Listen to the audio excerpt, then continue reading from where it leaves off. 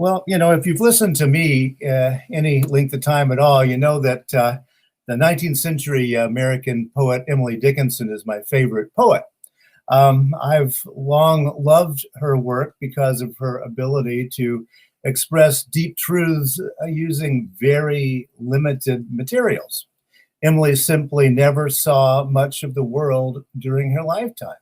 Yet, the very simplicity imposed by the limitations in her experience and education created the power in her imagination. And so here's a little poem from her. There's a certain slant of light winter afternoons that oppresses like the heft of cathedral tunes.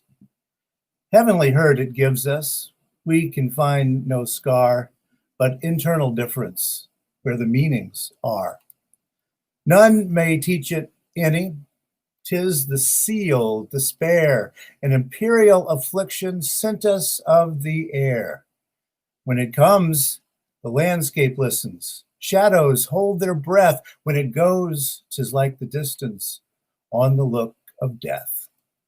And no, this poem is not about death. It's about something much more subtle. It's how light affects our emotions. Heavenly hurt it gives us because this sort of hurt is both painful and somehow sublime in its melancholy often. Now, sure, nowadays we can name what Dickinson was talking about SAD, seasonal affective disorder, but again, it's much deeper than that. There's another aspect to the sort of hurt that Dickinson's describing. We can find no scar, not a physical one anyway. Instead, the hurt is internal, where the meanings are. But Dickinson isn't merely saying that we have seasonal emotions that no one sees. The hurt is where the meanings are. Emily understood the psychic space where each of us grapples with the symbols and metaphors and stories of our lives, trying both to make sense of what is happening to us right now and also attempting to find the way forward with those symbols and those metaphors and stories that create the meaning in our lives through the narrative. Yeah, as Allison was talking about, it's a way to get through those dragons. As a way of healing and as a way of reaching that most sublime of emotions, I would say gratitude, how do we get to a place where we can simply say to life, thank you? And that's what I want to think about today. Phobos, Phobos, was the god of fear in Greek myth. It's where we get the English word phobia, but Phobos of old wasn't about phobias as we understand them today. Phobos was the child of Ares, god of war, and Aphrodite, god of love. When Phobos passed by, fear and panic followed in his wake. As a child of both Ares and Aphrodite, Phobos created fear and panic in both war and in love. Now, in personifying emotions such as fear helps us to identify those feelings and maybe to locate them in some kind of a narrative frame for ourselves. Emily Dickinson wrestled with a feeling most of us have had, some kind of a deep melancholy brought on by looking out the window at a gray winter afternoon. The attempt to name emotions is why people turn to poetry, I think, both readers and writers of poetry like me. The Polish-American poet Czesław Miłosz once wrote, "The purpose of poetry is to remind us how difficult it is to remain just one person." The purpose of poetry is to remind us how difficult it is to remain just one person. Miłosz doesn't say that the purpose of poetry is to help us get through the difficulty of remaining just one person. He says that poetry exists to remind us of the difficulty of remaining just one person. That's the difficulty of psychic integration and integrity and that feeling of wholeness that can be very fleeting and very elusive indeed.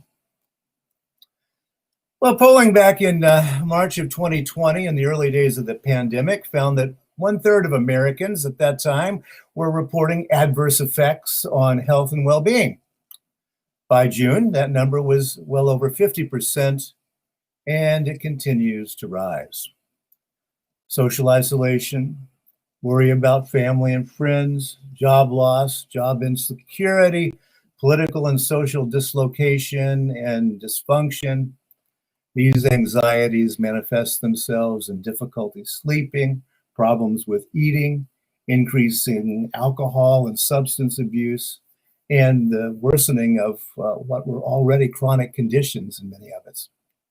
Over half of the US population and rising. And experts think it's likely to get much worse with the advent of the winter, just as those numbers keep going up now. That certain slant of light on winter afternoons is going to be tough on a lot of people this particular winter. One of the recent turns in the study of the mind that I find very, very interesting is called affective, AFF, affective neuroscience. And that's the study of human emotion, not as a separate and somehow unfortunate feature of being human, but in the context of our evolution inside our bodies and our minds. In the past, we have focused on the reasoning mind. That's the good thing, right?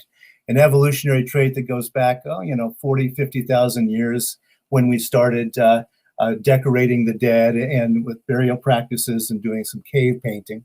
But the fact is, and affective neuroscience is finally digging into this, the human brain has been developing a whole lot longer than 50,000 years, something more on the order of 200 million years. This is the time scale of our human emotions. And in that length of time, emotions, feelings have become so integral to our consciousness itself that we can miss what's actually going on. We don't feel it in our bodies, and because we aren't really working on it, it's just happening, and we can't name it. We don't have words for it. We don't even notice how hard we're working to remain just one person. And one of the interesting aspects of this research is looking at how we've developed the so-called social technologies to help us regulate our emotions over these millennia. Social technologies, like government and religion, and we know that the oldest is religion. And the research is clarifying, I think. It's not that we have religious feelings, that, the God-shaped hole that religious people sometimes talk about, but rather we have pre-existing feelings that we have come to call religious, feelings that we have come to classify as religious feelings. Again, millennia. From this point of view, religion is a common human project. It's a way for us to take care of ourselves and others by creating structures to regulate our emotions, by channeling our communal actions. It would probably be difficult to, convince some Presbyterians in Kansas that going to church falls into the same category as primate social grooming, but affective neuroscience tells us that singing hymns and picking fleas off each other function in much the same way when we look at it in our deepest emotional wiring. Both of them are social technologies to help us with our emotions. Some folks might resist that analogy, but for me, it's very, very clarifying. The religions that human beings have developed over the millennia are mechanisms for regulating our emotions. And we do ourselves a disservice to throw the baby out with the bathwater. And of course, that's why we have such a thing as congregational humanism. Some of you know that I've practiced Buddhist-style meditation for decades, back since I was in my 20s, which has been a while. I came to see the benefits of meditation long before the mindfulness thing came along. But I also understood very early on that the religious trappings of meditation really didn't have anything to do with what meditation was able to do for my mind. And some of you also know that I'm a big fan of Stoicism. And I'm a completely unimaginative Stoic practitioner because why reinvent a 3,000-year-old wheel? No particular reason. I don't feel any compunction to believe what the Stoics did. That was a long time ago. But Stoicism is a very well-developed mechanism for regulating emotion. We know it works by the simple fact that contemporary cognitive behavioral therapy is modeled after ancient Stoic practices. It works, in other words, if you work it. Now, the Stoics use 4 mental exercises to tune up their emotional states. Premeditation of adversity, contemplation of death, contemplation of the whole, and contemplation of the sage, they called it. Premeditation of adversity, contemplation of death, contemplation of the whole, and contemplation of the sage. And you can look this up in a quick web search and find all this stuff out. So I want to think about these for a moment, however. Premeditation of adversity. I talked a few weeks ago about doom scrolling. This is new phenomenon going on. Well, too many of us stop reading news these days. Doom scrolling as if it's going to be something at the bottom. There's going to be some kind of an answer to all of this or some happy ending, but we all know there is no bottom to the news. It just keeps coming. There's always another news flash, doom scrolling. So you think you're thinking of the worst sometimes, huh? I have a feeling that you're not. The Stoics would say, no, you need to really catastrophize to get over this doom scrolling. How about, bloody civil war, hundreds of thousands killed, the breakdown of the infrastructure of the nation, leading to wider spread pestilence and famine and, invasion by the Chinese, whatever, but that's catastrophizing. And compared to that, what's a few more weeks of some wrangling over election results? The Stoics say, go on, go for it. Imagine the worst case scenario, and you know what? You're gonna feel better. Then there's contemplation of death. About the same thing. Sure, the next several weeks are going to be difficult for everybody here in the United States, but you know what? All of us are going to be dead soon enough. Memento mori, remember death. Dead people are not worried people. All the sound and fury of pandemic and government and all the rest mean nothing to them. The rest is silence, as Shakespeare said. So enjoy this sound and fury while it lasts. See, if you can find your way to accepting this imperfect world, you can at last say, thank you in gratitude. Then there's the contemplation of the whole.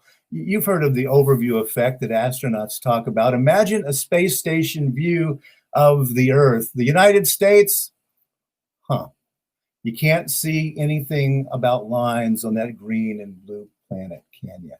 All those divisions just aren't there. And no, actually, you can't see the Great Wall of China from space. The poor human attempts to make a dent on our reality just don't add up to much. So now, don't sweat the small stuff. And yes, almost all of the smoke and the dust is small stuff when measured against time and space and reality. And then there's the contemplation of the sage. What would wise people do in this particular event? What would the masters of Stoicism, such as the Roman Emperor Marcus Aurelius, do? Well, actually, we know what he did do. He spent most of his time as the mightiest human being on the planet in military camps, on horseback, fighting people who would eventually overwhelm the Roman Empire anyway. He was doing his duty as he saw it. In the face of one of the longest and the worst plagues in human history, the emperor worked to stop the spread of the disease, and he died of the disease. He did his duty as he saw it. That's what a sage would do. Doing what can be done and not worrying about what can't be done. That's the essence of Stoicism, and it's super simple, and it's the hardest spiritual practice of them all. It's difficult work remaining only one person, not flying into fragments, not doing the foolish and impulsive thing, not doom scrolling. It's tough looking out that window and seeing that certain slant of light. If it hurts, there's no need to smile. It hurts. That certain slant of light can be very, very hard on our minds. If it hurts, say so. We human beings have developed structures to combat that tough stuff in these millennia.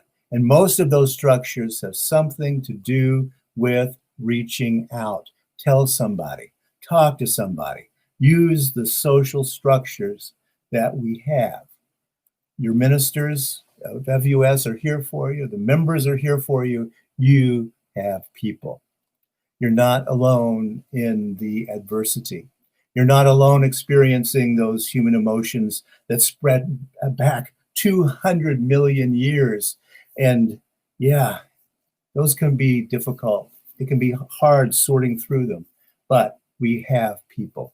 We human beings have had a long time to work on getting human consciousness right. And no, we haven't quite done it yet. It's tough, but there's always a way to go for the hope. There's always a way to remain just one person. There's always a way to get back to that gratitude, that thank you. So as a conclusion, I'd like to read a poem. This one is called Thanks. It's written by contemporary American poet W.S. Merwin. He writes, listen, with the night falling, we are saying thank you. We are stopping on the bridges to bow from the railings. We are running out of the glass rooms with our mouths full of food to look at the sky and say thank you. We are standing by the water, thanking it, standing by the windows, looking out in our directions, back from a series of hospitals, back from a mugging. After funerals, we are saying thank you. After the news of the dead, whether or not we knew them, we are saying thank you. Over telephones, we are saying thank you. In doorways and in the back of cars and elevators, remembering wars and the police at the door, in the faces of the officials and the rich and all who will never change, we go on saying thank you, thank you. With the animals dying all around us, taking our feelings, we are saying thank you. With the forests falling faster than the minutes of our lives, we're saying thank you. With the words going out like cells of a brain, with the cities growing over us, we are saying thank you, faster and faster. With nobody listening, we are saying thank you. Thank you, we are saying, and waving, dark though it is.